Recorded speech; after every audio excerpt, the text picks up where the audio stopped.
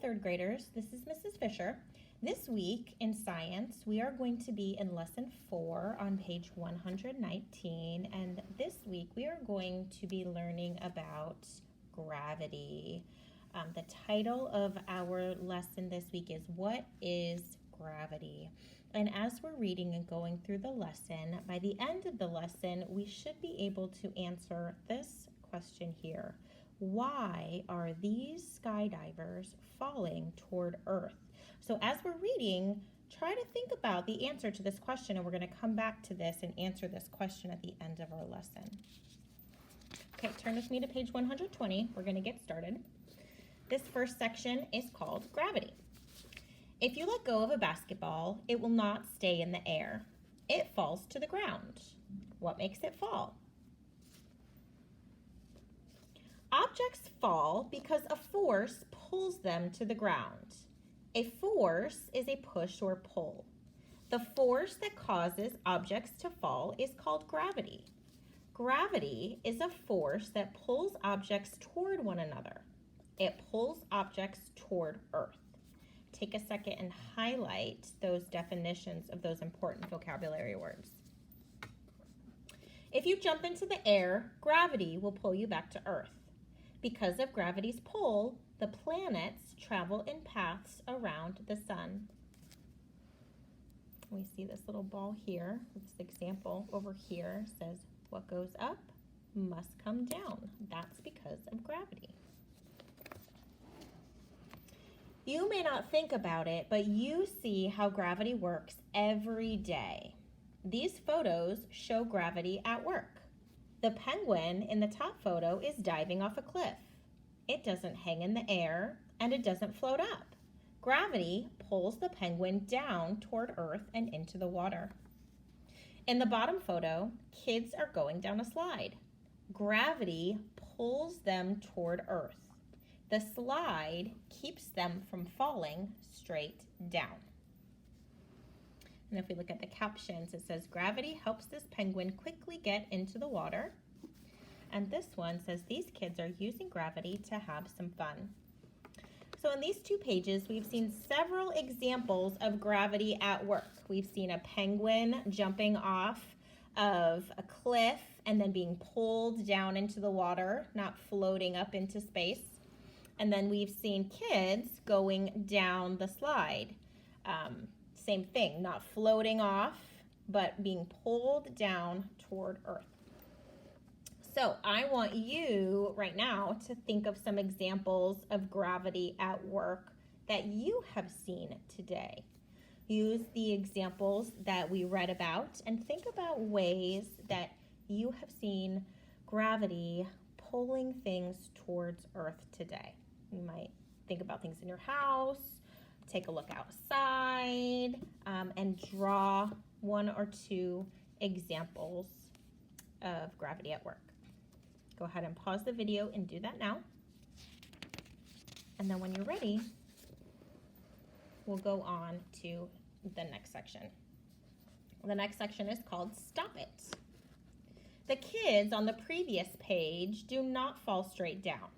Instead, they slide safely to the ground. The slide changes the effect of gravity on their motion. You know that gravity is a force. Other forces can oppose or act against gravity. Picture a baseball player catching a fly ball in his mitt. The mitt stops the ball from falling to the ground. Gravity has been opposed. The pictures on these pages show more ways that gravity can be opposed. Look at the hang glider. Air pushes up on the glider. Because this upward force opposes gravity, the hang glider does not fall to Earth. The rocket in the picture on the previous page works against Earth's gravity. The rocket goes up into the sky. It takes a force greater than the force of Earth's gravity to launch the rocket. So remember, gravity is trying to pull the rocket back to Earth.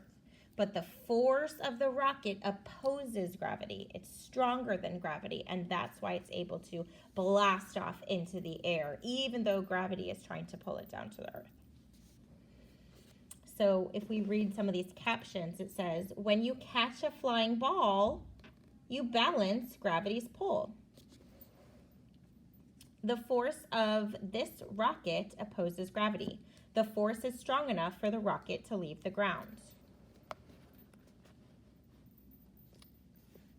The air pushes up on this hang glider. The push of the air opposes the pull of gravity.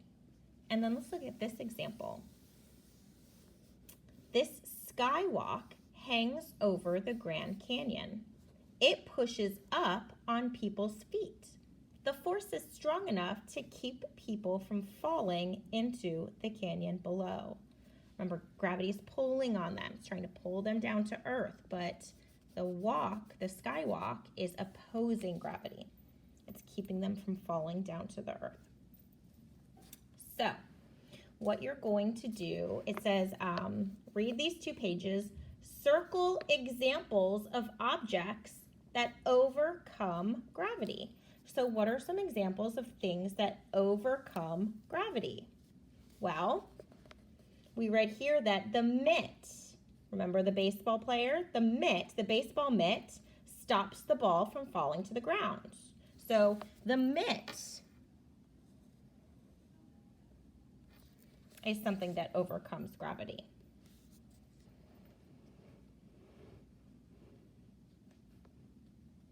I want you to look on this page and circle some other examples of things that overcome gravity. And then after you do that, keep going.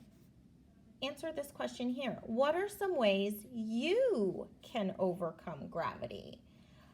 Make a list. So I was thinking about whenever I sit down in a chair, instead of falling to the ground as I'm sitting, the chair stops me from falling to the ground. So sitting in a chair is overcoming gravity. Think of any other ways that you can overcome gravity. Okay, and think about the examples that we read about and see if you can come up with your own ideas, maybe 1 or 2 ideas of your own.